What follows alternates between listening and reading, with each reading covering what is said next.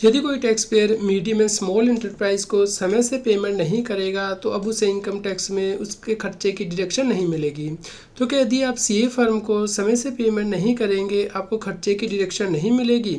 यदि आप presumptive taxation scheme opt करते हैं और मीडियम और स्मॉल इंटरप्राइज को टाइमली पेमेंट नहीं करते हैं तो आपको खर्चे की डिडक्शन नहीं मिलेगी। क्या आपके सप्लायर के साथ आपका रिटर्न में एग्रीमेंट होना ज़रूरी है। तो ऐसे बहुत से क्वेश्चन का जवाब हम आपको इस वीडियो में देंगे। CA Satbir Singh YouTube channel पे आपका स्वागत है।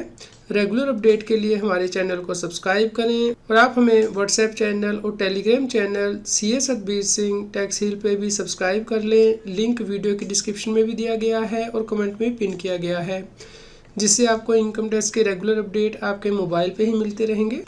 मीडियम में स्मॉल इंटरप्राइज क्या होती है और यदि आप उन्हें टाइम से पेमेंट नहीं करेंगे तो उसकी डिसअलाउंस कैसी होगी इनकम टैक्स पे, इसके ऊपर मैंने वीडियो बनाई है जिसका लिंक आप अपने राइट हैंड साइड में देख सकते हैं कार्ड में, और वीडियो की डिस्क्रिप्शन में भी इसका लिंक दिया गया है। आप डिटेल में इस वीडियो को देखें और समझें कि डिसअलाउंस कैसे होगी।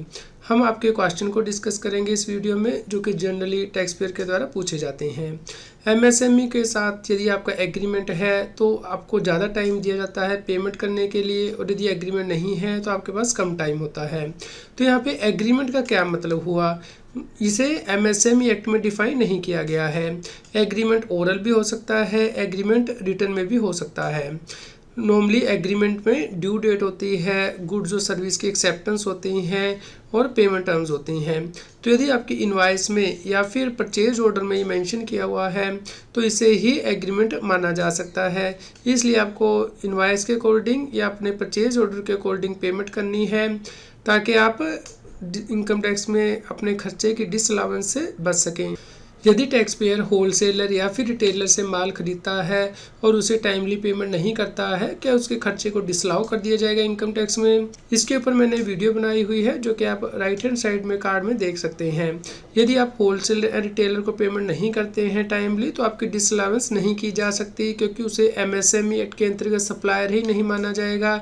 इसके लिए गवर्नमेंट ने ऑफिस मेमोरेंडम जारी किया हुआ है।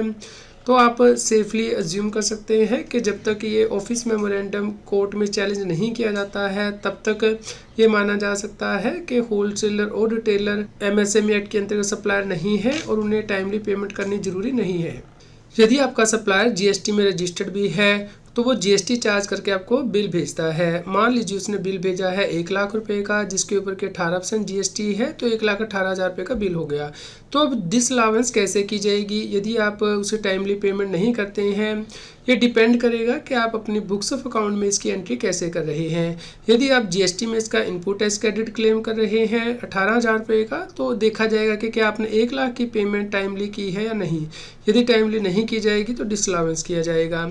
लेकिन यदि आप अपने प्रॉफिट एंड लॉस अकाउंट में जो खर्चा बुक कर रहे हैं वो 1,18,000 रुपये का बुक कर रहे हैं और जीएसटी में इनपुट टैक्स क्रेडिट क्लेम नहीं कर रहे हैं, तो आपको 1,18,000 रुपये की पेमेंट टाइमली करनी होगी ताकि आप इनकम टैक्स एक्ट के अंतर्गत इसकी डिडक्शन क्लेम कर सकें। यदि सप्लायर अनरजिस्टर्ड है एमएसएमई एक्ट के अंतर्गत और उसके पास उद्यम रजिस्ट्रेशन नहीं है तो उसे आपको टाइमली पेमेंट करने की आवश्यकता नहीं पड़ेगी और डिसअलाउंस नहीं होगी। तो ये आप चेक कर सकते हैं। इसके लिए आप उद्यम रजिस्ट्रेशन भी देख सकते हैं सप्लायर का, या फिर आप उद्यम का जो पोर्टल है उद्यम रजिस्ट्रेशन.gov.in, वहाँ पे जाके आप प्रिंट एंड वेरीफाई पे जाके वेरीफाई उद्यम रजिस्ट्रेशन पे क्लिक करेंगे और उद्यम रजिस्ट्रेशन नंबर एंटर करेंगे तो वहाँ पे आप देख पाएंगे कि एंटरप्राइज का टाइप क्या है और क्या वो ट्रेडिंग एक्टिविटी के लिए रजिस्टर्ड है या फिर मैन्युफैक्चरर है। तो यदि ट्रेडिंग एक्टिविटी के लिए ही रजिस्टर्ड है तो उस केस में यदि आप उसे टाइमली पेमेंट नहीं करेंगे तो भी आपकी डिसअलाउंस नहीं होगी इनकम टैक्स एक्ट के अंतर्गत। यहाँ पे आपको बहुत इंपॉर्टेंट बात ये ध्यान रखनी है कि आपको देखना है कि व्यक्ति ने उद्यम रजिस्ट्रेशन कब से ली है। तो यदि उसने उद्यम रजिस्ट्रेशन लेने से पहले आपको सप्लाई कर दी है तो उस सप्लाई के लिए जो पेमेंट की लिमिट है कि विद इन 15 डेज या 45 डेज आपको पेमेंट करनी है वो अप्लाई नहीं होगी। तो जैसा कि आप देख सकते हैं इस सर्टिफिकेट में व्यक्ति ने 23 अक्टूबर 2023 से उद्यम रजिस्ट्रेशन ली है, तो इस डेट से पहले यदि उसने कोई सप्लाई कर दी है और आप उसकी पेमेंट करते हैं तो उसके लिए विद इन 15 डेज या 45 डेज का जो पेमेंट का रूल है वो एप्लीकेबल नहीं होगा। यहाँ पे आपको एक और बात ध्यान में रखनी है कि यदि आपका सप्लायर माइक्रो या फिर स्मॉल इंटरप्राइज है तो ही आपको पेमेंट विद इन टाइम करनी है, लेकिन यदि आपका सप्लायर मीडियम इंटरप्राइज है तो उस केस में विद इन टाइम जो पेमेंट का रूल है वो एप्लीकेबल नहीं होता है। तो यहाँ पे आप कैसे चेक करेंगे कि आपका सप्लायर किसी पर्टिकुलर फाइनेंशियल ईयर में माइक्रो है, स्मॉल है या फिर मीडियम इंटरप्राइज है। इसके लिए आपको सप्लायर से हर साल उद्यम रजिस्ट्रेशन लेना होगा और उसमें उसकी क्लासिफिकेशन देखनी होगी कि क्या वो माइक्रो है, स्मॉल है या फिर मीडियम इंटरप्राइज में शिफ्ट हो गया है। यदि सप्लायर के पास उद्योग आधार मेमोरेंडम या EM2 था तो ये 30 जून 2022 तक ही वैलिड थे, 1 जुलाई 2022 से वैलिड नहीं है। तो ऐसे supplier micro and small enterprise का स्टेटस क्लेम नहीं कर सकते हैं। इसके लिए उनके पास उद्यम रजिस्ट्रेशन होना जरूरी है। आप यदि माइक्रो एंड स्मॉल इंटरप्राइज को पेमेंट करेंगे टाइमली तो ही आपको डिडक्शन मिलेगी। इसे हमने पिछली वीडियो में भी एग्जांपल के साथ समझा था।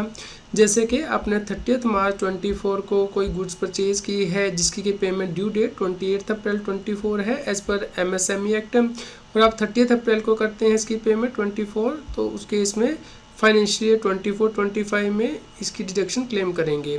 और यदि आपने कोई गुड्स 25 मार्च 24 को खरीदी थी और 8 मई 24 इसकी ड्यू डेट है, लेकिन आप 1 मई 24 को ही पेमेंट कर देंगे तो फाइनेंशियल ईयर 23-24 में ही आप इसकी डिडक्शन क्लेम कर सकते हैं।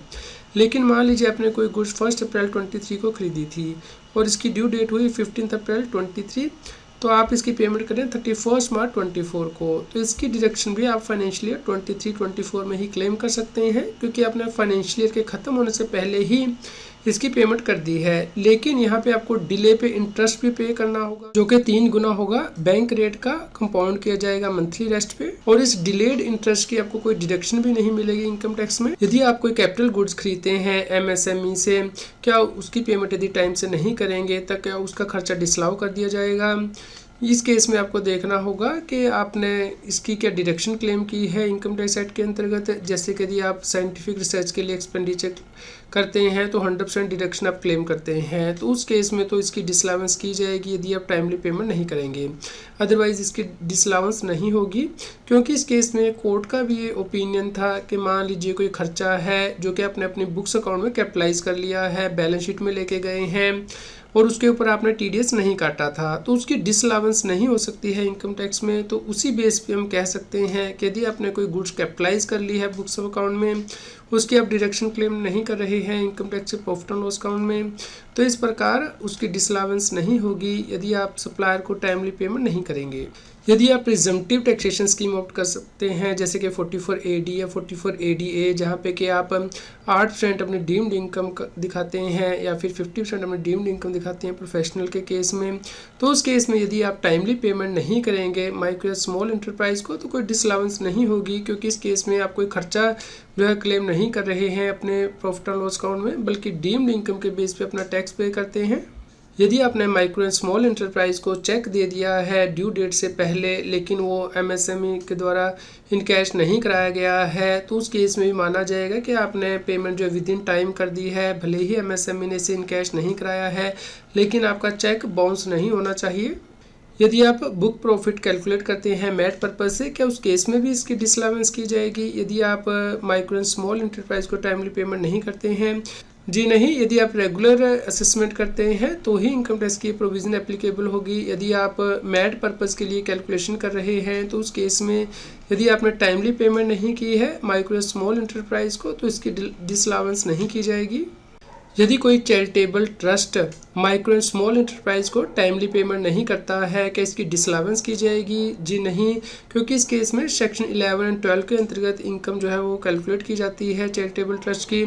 तो इस केस में सेक्शन 43B के अंतर्गत जो डिसअलाउंस वो एप्लीकेबल नहीं होगी। लेकिन यहाँ पे आपको ध्यान रखना है कि यदि चैरिटेबल ट्रस्ट डिले से पेमेंट करेगा एज पर MSME एक्ट, तो उस केस में जो इंटरेस्ट होगा डिलेड पेमेंट का वो अलाउड नहीं होगा। यदि बायर MSME एक्ट के अंतर्गत रजिस्टर्ड है तो क्या उस केस में भी उसे टाइमली पेमेंट करनी होगी? जी हाँ, इस केस में सप्लायर का स्टेटस देखा जाता है। यदि supplier micro and small enterprise है और उसके पास उद्यम रजिस्ट्रेशन है तो उस केस में आपको टाइमली पेमेंट करनी है, भले ही आप भी MSME एक्ट के अंतर्गत आते हैं एज ए बायर, तो इस केस में सप्लायर का स्टेटस देखा जाता है। यदि CA फर्म को कोई फीस पे करनी है, क्या वो भी आपको टाइमली करनी होगी?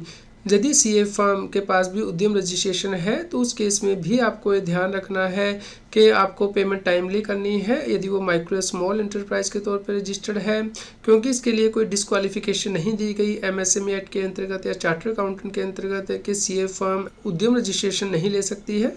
उम्मीद करते हैं दोस्तों आपके लिए जानकारी यूज़फुल रही होगी। तो आप हमारी पुरानी वीडियो चेक करना ना भूलें, इसका लिंक वीडियो के डिस्क्रिप्शन में भी दिया गया है और कार्ड में भी दिया गया है। यदि आपका कोई क्वेश्चन है एमएसएमई की पेमेंट से रिलेटेड तो आप हमें कमेंट करके ज़रूर बताएं। कृपया लाइक करें और शेयर करें ताकि सभी लोगों तक ये जानकारी पहुंच पाए और वो इनकम टैक्स की कंप्लायंस कर पाएँ। रेगुलर टैक्स अपडेट के लिए इस चैनल को सब्सक्राइब करें। आप हमें Telegram app CA Satbir Singh टैक्सील पर ज्वाइन कर सकते हैं ताकि आप GST और इनकम टैक्स के रेगुलर अपडेट अपने मोबाइल पर ही प्राप्त कर सकें।